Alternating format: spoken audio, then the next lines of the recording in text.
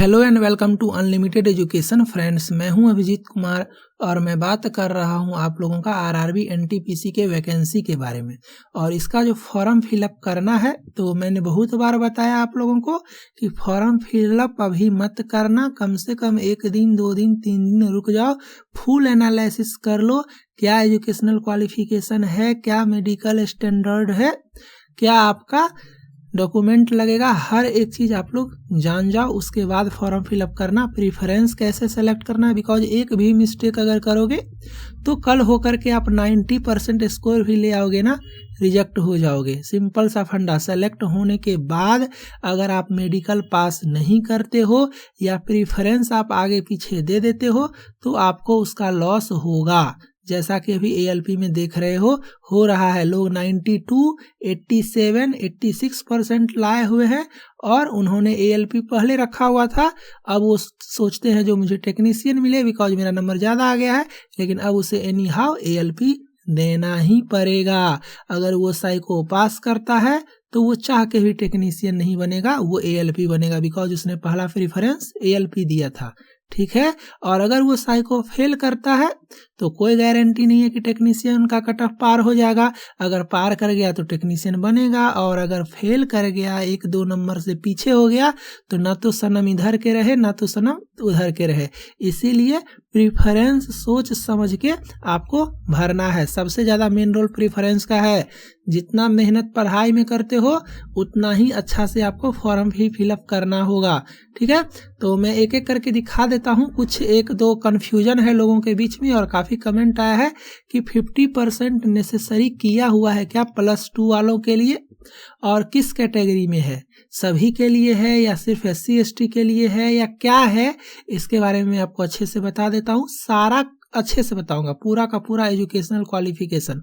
8, 10, 12 minute जो भी lecture होगा, एक एक लाइन ध्यान से सुनना। टाइम यहाँ पे बचाना चाहोगे तो बहुत ज़्यादा आपका टाइम बचेगा। कोशिश करना समझने का। ठीक है। तो चलो स्टार्ट करते हैं।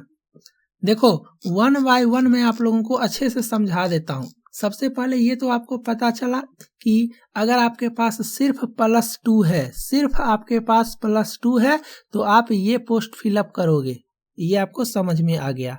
और अगर आपके पास ग्रेजुएशन है तो आप ये भी फिलअप कर सकते हो और ऊपर वाला भी फिलअप कर सकते हो। आप सब कर सकते हो, बिकॉज आपके पास ग्रेजुएशन भी है और आपके पास +2 भी है।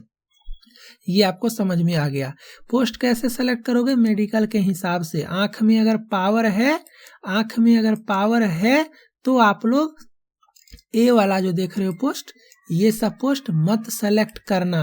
ठीक है। ये ए वाला पोस्ट सब मत सेलेक्ट करना, क्योंकि इसमें आपको आंख चेक करेगा। आंख 6/6 या 6/9 होना चाहिए। चलो, यहाँ पे आपको समझ में आ गया। स्टेशन मास्टर में साइको होगा, इसके बारे में अलग से बताऊंगा आपको थोड़ा सा डिटेल में। और 1-2 चीज़ अच्छे से समझो। यहाँ पे एक तो 50% का बात हो रहा है, और दूसरा यहाँ पे देखो, यहाँ पे एक इम्पोर्टेंट पॉइंट देख लो। कुछ लोग बोल रहे हैं कि बीटेक फाइनल ईयर वाले या ग्रेजुएशन सेकेंड ईयर वाले ग्रेजुएशन के लिए अप्लाई कर सकते हैं क्या? नहीं, ग्रेजुएशन पोस्ट के लिए। तो इसका आंसर है नहीं। अगर आपका 31 मार्च तक आपके पास अगर डिग्री आ जाता है, उस पे डेट लिखा हुआ होना चाहिए 31 मार्च या 31 मार्च से पहले का, तब आप फॉर्म फिलअप कर सकते हो ग्रेजुएट लेवल का। अगर आप फाइनल ईयर में पढ़ रहे हो और 31 मार्च 2019 से पहले आपका डिग्री कंप्लीट नहीं होता है तो आप ग्रेजुएशन लेवल में अप्लाई नहीं कर सकते हो। आपको +2 लेवल में अप्लाई करना है। तो ये आपको समझ में आ गया। एक लाइन आप लोग यहाँ पे अच्छे से देख लो, क्या लिखा हुआ है?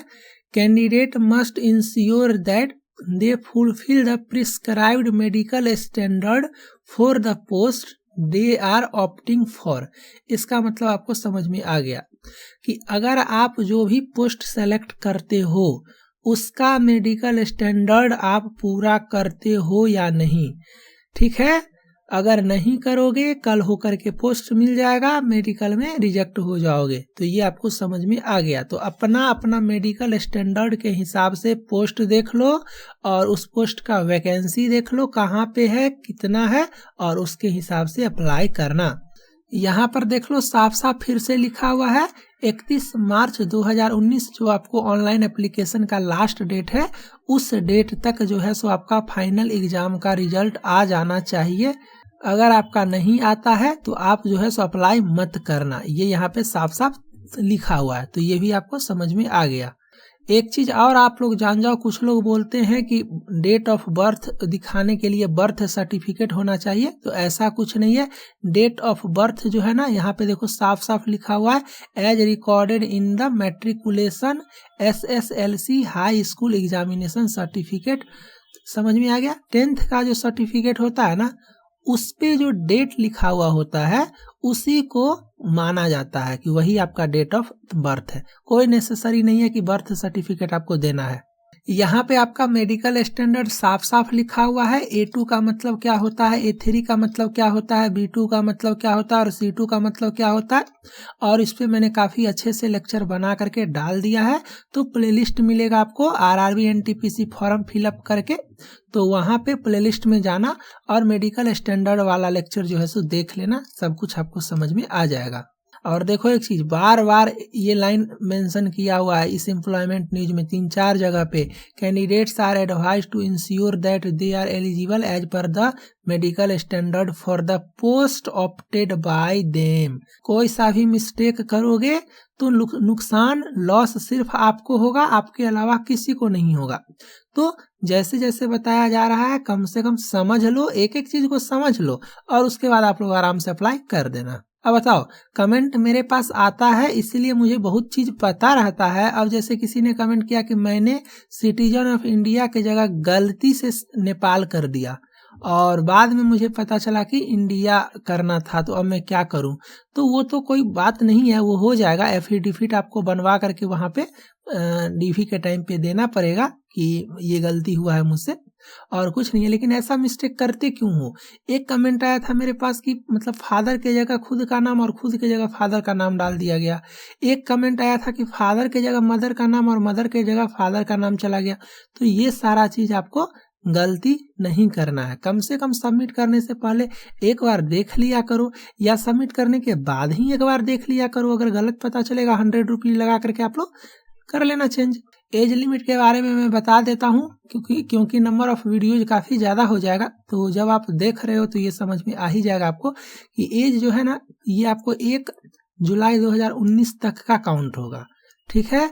और रिजर्वेशन अलग से है, वो जो लिखा हुआ था आपका 30 ईयर्स और 33 ईयर्स, उसमें रिजर्वेशन अलग से है। जैसे कि यहाँ पे देखो, ऐसे आप समझो, ये अभी 19 चल रहा है ना, अभी 19 चल रहा है, तो अगर 89 से 89 से लेकर के 2019 तक आप काउंट करोगे तो 30 ईयर्स होगा। 32 देखो यहाँ पे 89 की जगह 86 कर दिया है, और यहाँ पे देखो 86 की जगह 84 कर दिया गया है। मतलब क्या हुआ, 3 साल रिजर्वेशन ओबीसी को और 5 साल रिजर्वेशन SC ST को दिया जाता है। मतलब क्या हुआ, 33 साल तक आपका ओबीसी का है 33 ईयर्स तक, और 30 ईयर्स तक आपका यूआर का है, और 35 ईयर्स तक आपका SC ST का है। तो ये आपको समझ में आ गया। ये एज ग्रुप आपका 18 से 30 मतलब 12th लेवल का बात हो रहा है। समझ में आया। तो उम्मीद करते हैं, देखो हर एक चीज आपको समझना है। और यहाँ पे देखो साफ साफ लिखा हुआ है कि जो ओबीसी है इसको 3 साल का मिलेगा, और जो SC ST है तो उसको 5 साल का मिलेगा। चलो, कुछ लोगों का कमेंट यहाँ से आया था कि सर टाइपिंग देना पड़ेगा या टाइपिंग का सिर्फ सर्टिफिकेट देने से काम चल जाएगा। तो जी नहीं भैया, टाइपिंग देना पड़ेगा। अगर आप ये जिस पोस्ट में टाइपिंग है, देखो यहाँ पे टाइपिस्ट है ना, तो जिस पोस्ट में भी टाइपिंग है तो आपको 35 वर्ड पर मिनट ऐसे करके रहता है उसका क्राइटेरिया। वो आपको आगे पता चल जाएगा, रेलवे नोटिफिकेशन डाल देता है, तो वहां पे आपको ये क्वालिफाई करना पड़ेगा। ये क्वालिफाइंग इन नेचर होता है, इसका मार्क्स कोई एडवर्ड नहीं होता है, लेकिन ये पास करना पड़ेगा। पास करोगे तो आपको ये सब पोस्ट मिलेगा, और अगर फेल करोगे तो आपको ये पोस्ट नहीं मिलेगा। सिलेक्शन से बाहर नहीं हो जाओगे, इसके बाद वाला प्रीफरेंस के लिए आपका चेक होगा, ठीक है। कुछ लोगों का कमेंट यहाँ से आया हुआ था कि सर फोटो में सिग्नेचर करना है क्या, मतलब फोटो पे ही सिग्नेचर होता है ना, फोटो का नाम और डेट के साथ, तो वो चाहिए क्या। तो अपने से आप लोग ज़्यादा दिमाग मत लगाया करो, मैंने how to fill application form करके बता भी दिया है। ऐसा अगर रहता तो लिखा हुआ रहता। आपको फोटो लगाना है और आपको सिग्नेचर लगाना है। फोटो पे सिग्नेचर और नाम या डेट ये जरूरी नहीं है। ऐसा रहता तो यहाँ पे लिखा हुआ होता। तो ये आपको समझ में आ गया। और सिग्नेचर जो है वो आपको ब्लैक पेन से ही करना है। देखो यहाँ पे ब्लैक पेन से करना है, तो इसको भी दिमाग में रखना। अब मेन पॉइंट पे आ जाते हैं, जो काफी लोगों का कमेंट था, तो इसको आप लोग थोड़ा सा अच्छे से देखो तो आपको ज्यादा अच्छे से समझ में आएगा। यहाँ पे आपका क्वालिफिकेशन लिखा हुआ है, साफ साफ देख रहे हो ना। यहाँ पे आपका क्वालिफिकेशन लिखा हुआ है और अच्छे से समझ जाओ आप किस पोस्ट के लिए अप्लाई कर रहे हो। देखो +2 का जितना भी पोस्ट है ध्यान से देखो। यहाँ पे आप देख लो, ये जो आपका यहाँ से है 9 से लेकर के ये सारा पोस्ट आपका +2 कैटेगरी का है।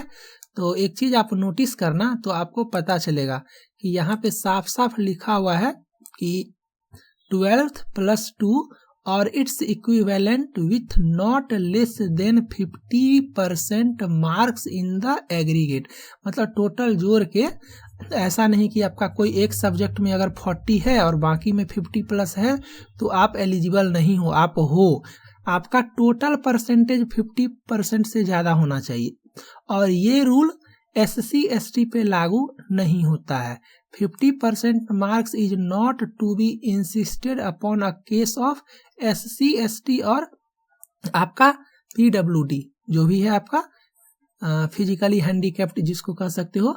तो SC ST को ये छूट है, लेकिन बाकी सभी को आपका 50% याद रखना। OBC वाले भी 50% आपका +2 में होना चाहिए। अगर +2 में 50% नहीं है तो आप अप्लाई नहीं कर सकते हो। और ग्रेजुएशन वाले देख लो कि यहाँ पे कुछ लिखा हुआ नहीं है, यहाँ पे कुछ लिखा हुआ नहीं है, लेकिन इसका मतलब ये मत समझना कि अगर ग्रेजुएशन में आप 90% लाए हो और +2 वाले में आपका 45% आया है तो आप एलिजिबल हो। ये मत समझना, बिकॉज डिग्री के बेसिस पे आप सिर्फ इस पोस्ट के लिए एलिजिबल हो। और +2 के लिए तो ये सारा पोस्ट है। तो इस सारा पोस्ट का कंडीशन क्या है? 50%। तो सभी लोगों को, सिंपल सा फंडा, +2 हो आपका डिग्री या ग्रेजुएशन हो आपका डिग्री, सभी लोगों को +2 वाला पोस्ट तभी मिलेगा जब आप +2 में 50% से ज़्यादा नंबर लाए हुए हो। समझ में आ गया? अच्छी बात है। अगर नहीं समझ में आया तो कमेंट करना। और देख रहे हो ना, कोई सा भी वीडियो आता है तो आपके कमेंट पे बेस्ड आता है, ताकि मैं सारा को एक जगह करके आपका कंफ्यूजन को क्लियर कर दूं। तो एजुकेशनल क्वालिफिकेशन के बारे में आपका क्लियर हो गया। काफ़ी जल्द आपका पोस्ट प्रेफरेंस को लेके और डॉक्यूमेंट क्या है, कैसा लगता है, कहाँ से बनवाना पड़ता है, इसको लेकर के अलग से वीडियो आएगा। और करीब करीब 5 से 6 वीडियो आ चुका है। फॉर्म फिलअप करके मैंने बता दिया है, प्रिंट आउट कैसे निकालोगे वहाँ तक मैंने बता दिया। तो हर एक चीज़ आप लोग अच्छे से देख लेना। सब कुछ आपके लिए किया जा रहा है। चैनल को सब्सक्राइब नहीं किए हो कर लेना। डिस्क्रिप्शन में एक नया चैनल का लिंक मिलेगा विजन एजुकेशन का, तो उसको आप लोग देख के सब्सक्राइब कर लो, क्योंकि हिंदी में वहाँ पे पढ़ाया जाएगा और अनलिमिटेड एजुकेशन पे इंग्लिश में पढ़ाया जाएगा। उम्मीद करते हैं अच्छा लगा होगा, हर एक कन्फ्यूजन क्लियर हुआ होगा। तो आप लोग स्टार्ट कर दो अच्छे से NTPC का टारगेट, और मिलते हैं नेक्स्ट लेक्चर में। Bye, thank you.